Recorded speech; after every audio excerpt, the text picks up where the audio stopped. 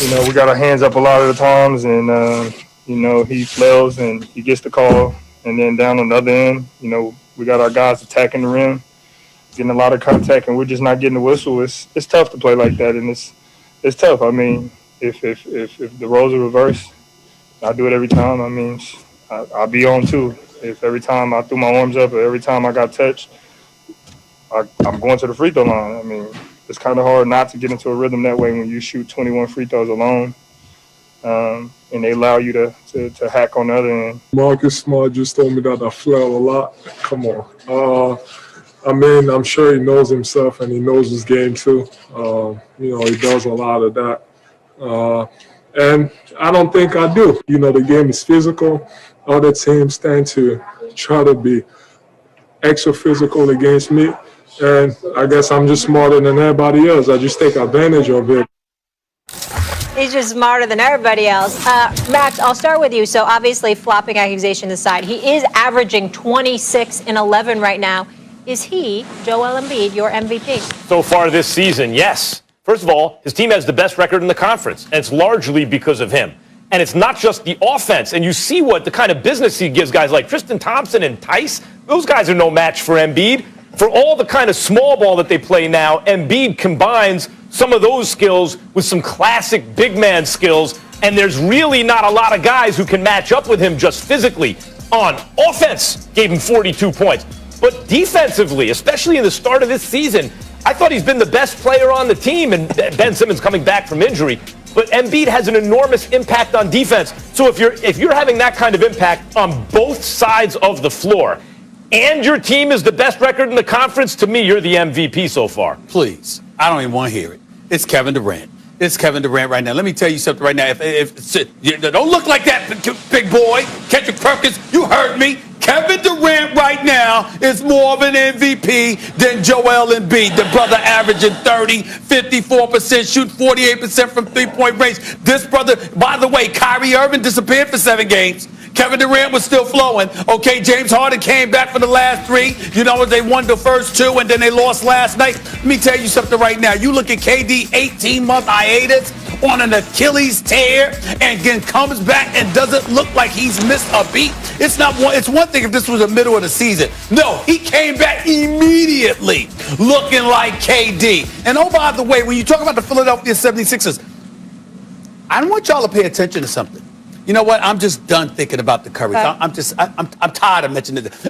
I've just decided it's all about Curry. Just like little Kendrick Perkins, a.k.a. Stone, okay? Just like he doing his thing on the basketball court and the football field. Look at what the hell Seth Curry doing. You got Daddy Curry doing his thing for years. Then you got Steph Curry being the greatest shooter since man, all right? And look at Seth Curry. Look at Seth Curry in Philadelphia right now. Averages 17 a game.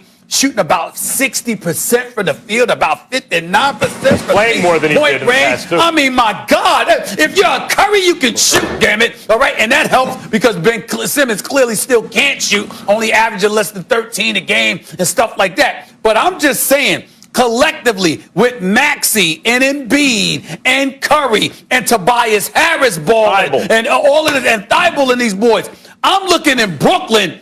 It's KD all day, every day. I mean, just look at this brother right here. Clearly to me, when I think about KD, he going to win 2 awards this year. He going to win MVP, and he going to win Comeback Player of the Year.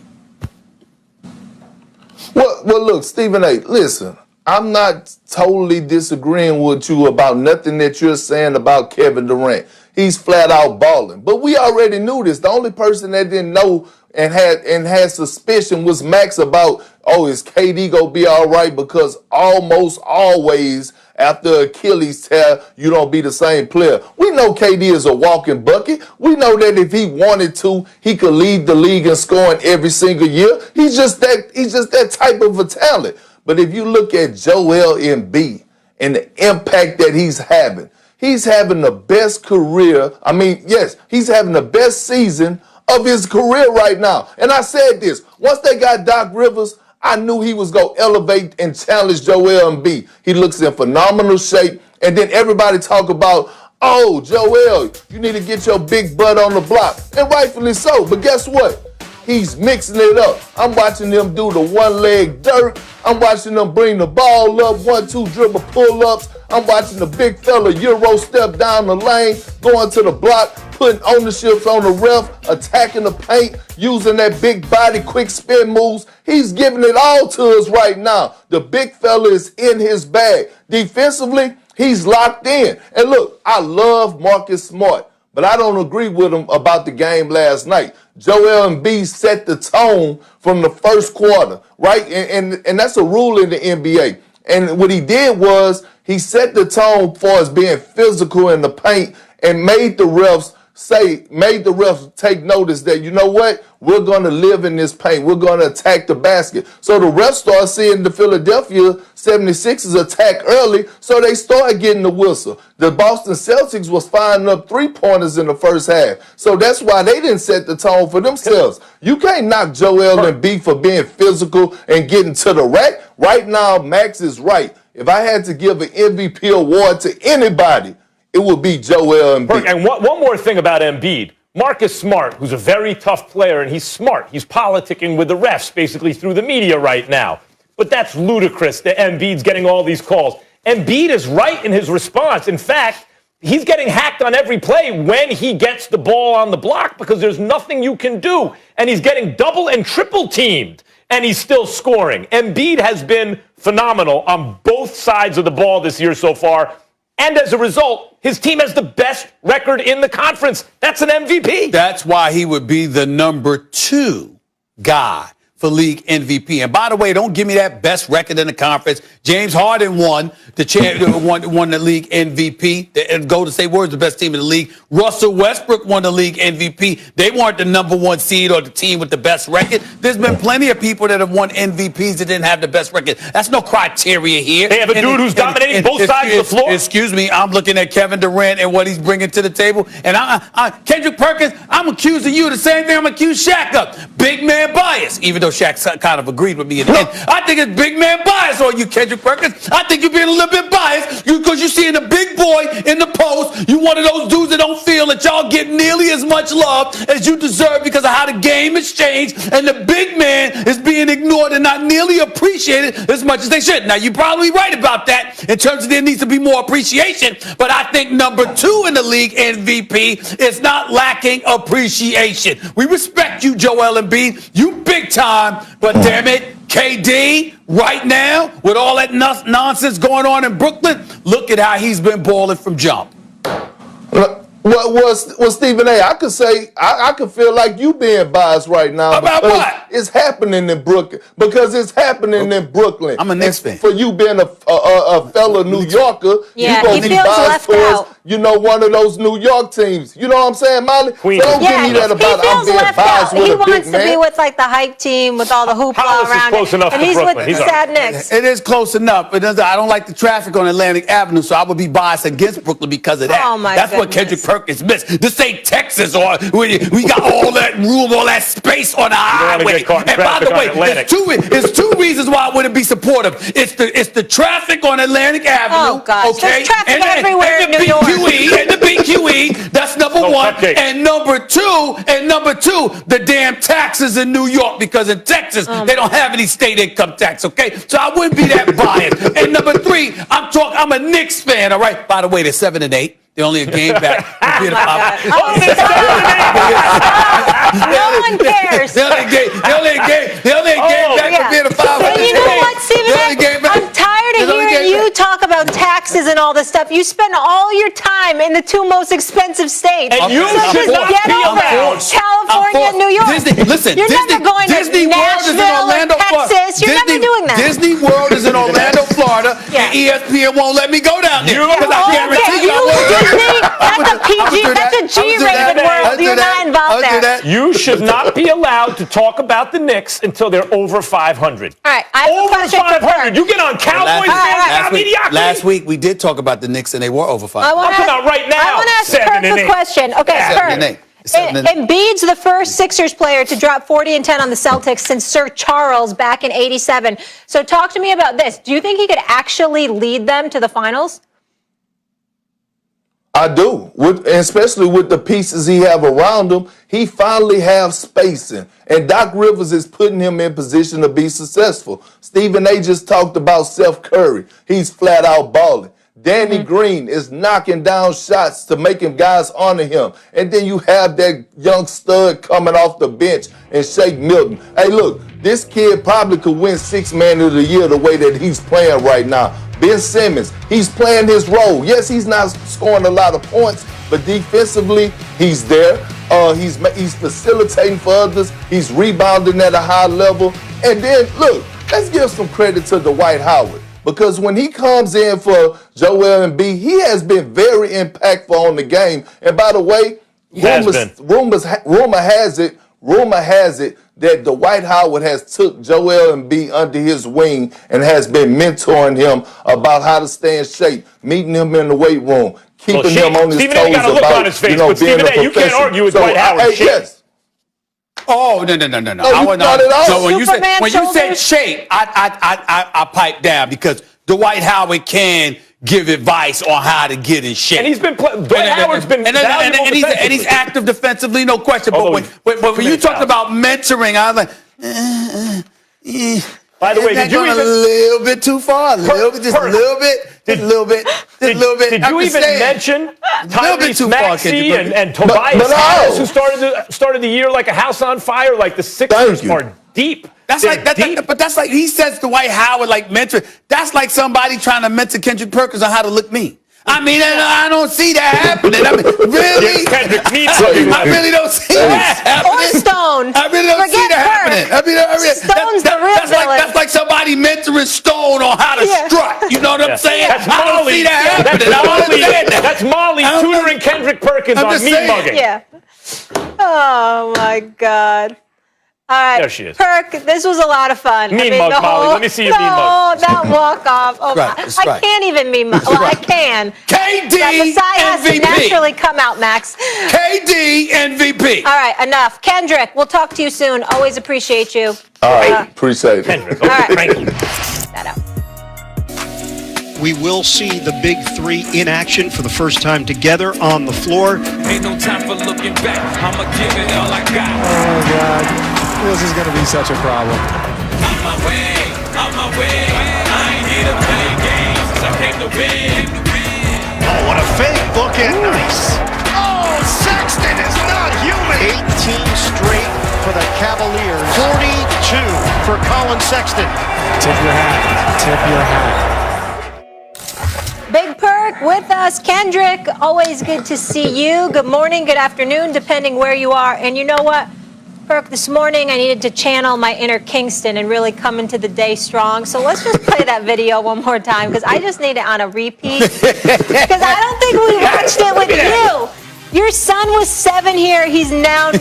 It's the walk-off that really does it for me. The mean mugging and the arms out. Oh, my This Lord. kid looks like he's about to stomp through Tokyo. Unbelievable. Godzilla right there. What sport? Is he still playing hoops? Or he playing football? Yeah, he's still playing. He's playing both. He still play both. So he's playing AAU basketball right now, but he played football. He played nose guard. But look, I told him you got to get about 10 to 15 pounds off of him to play basketball. So I'm thinking about putting him on that keto diet at an early age. I don't want him looking like me. Well, now. what does he want to play most? What does he like? What does he like most, Kendrick? Does he like basketball or football most? He looked like he liked football, even though he playing basketball. No, he actually liked basketball, and to be honest, he got way more skills than I ever had. To be honest, you got to see him out there on the court. Well, listen, I will say this: shooting that broke.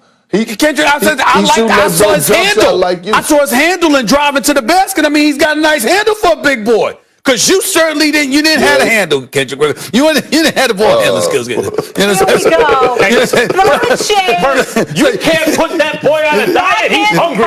Look at him. He likes to eat. Oh, that's just the way it is. I'm just saying. You can't put your 9-year-old on keto. That's not right. Let the kid eat a carb. Got an appetite. Gotta live. That brother, boy, he gonna beat up some people. I'm just telling you right now. Listen, he'd be in the force up for me. I'm telling you right now. The Knicks could use him now. now. Stephen A. The wants Knicks could use him now. Watch out, Not to Juvie. mention the Stephen A. Giants. wants it for security. All right, Perk, let's be serious here, though, because I'm a little bit confused. The big three, I don't know what the deal is. First time they all play together, they get beat by the Cavs. What's your biggest worry with them? Well, it's the defensive side of it, Molly. Look, offensively, they're going to score buckets, right? But look, on the offensive end, let me address this first. Steve Nash is going to have to emphasize the word sacrifice. Kyrie Irving, who had been out his first game back, he comes out and take 28 shots. Now, he was balling. I get that. But if you're on a championship contender, and I heard an interview from Kevin Durant saying, yeah, James and I, back in the day, we were young boys, but we're grown men. Well, since y'all grown men, y'all have to address what's going on, because if I'm Joe Harris, a guy that they paid $72 million to get buckets and to shoot the ball, I don't want to be just standing in the corner not being able to get touches. You're going to need those guys in the long haul, especially in the postseason, to make shots. Role players help you win games in the playoffs. Defensively, they couldn't guard Stephen A., Max, Molly, and myself on the court right now. I mean, they're just giving up whatever. The Cavs shot 50% from the field and 50% from the three. And I said this when they lost Jared Allen. That was a huge blow. No knock on DeAndre Jordan,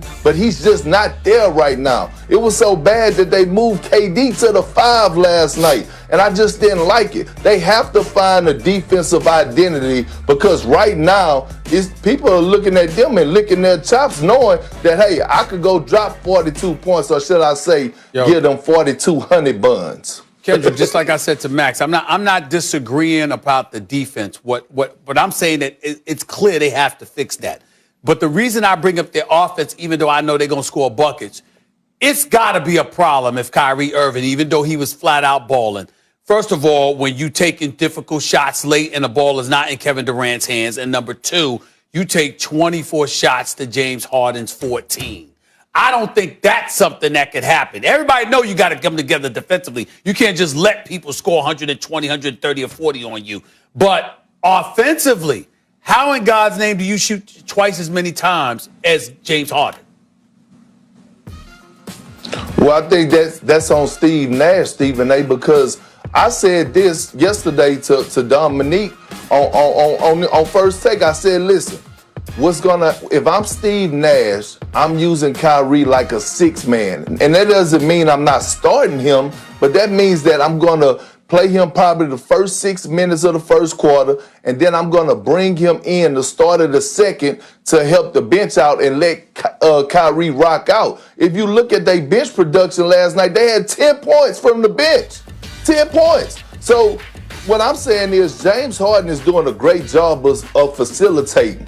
So you take Kyrie out early, and now you allow guys like Joe Harris, you allow guys like DeAndre Jordan and Jeff Green to get shots at the basket, and let Kyrie come in off the bench and just say, here, Kyrie, go off, do what you do best, and that's score the damn basketball.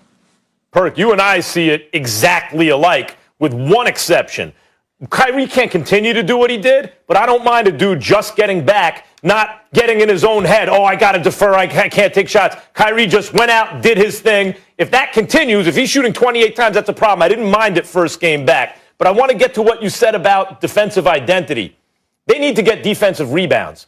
Like, they need to be able to get some defensive rebounds. And without Jared Allen on the team, where's that going to come from? Do you think it's defensive identity, like they can solve it with who they have on their roster?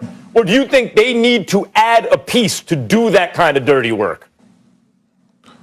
No, I actually think they need to add a few pieces. And like I said, there's no knock on DeAndre Jordan, because I still believe that he's a backup center in the league. But another thing that I saw last night, Max, was that the defensive scheme. Like, I don't know why they had DeAndre Jordan in a drop coverage. Like, looking at them defensively in the pick and roll, he was in a drop, and I saw so many times that the Cavs were running pick and rolls, and Colin Sexton was coming off and doing 1-2 pull-ups, and DeAndre Jordan was just dropping back. And then sometimes he didn't know if he was switching or not. So they all have to get on the same page. But at the end of the day, Steve Nash gonna have to hold KD accountable. He's gonna have to hold Kyrie accountable, and he's gonna have to hold James Harden accountable on the defensive end. Because guess what? All the big threes, people could say what they want about Steph and Klay, but I tell you what, that Golden State Warrior team, when they was going to the finals and winning those championships, everybody was praising their offense, but guess what they were ranked? They were always ranked top 3 defensively in the NBA. All the time. Even the Celtic team and the Heat team. All right, I want to get your take on something else because Max is real high on Joel Embiid right now.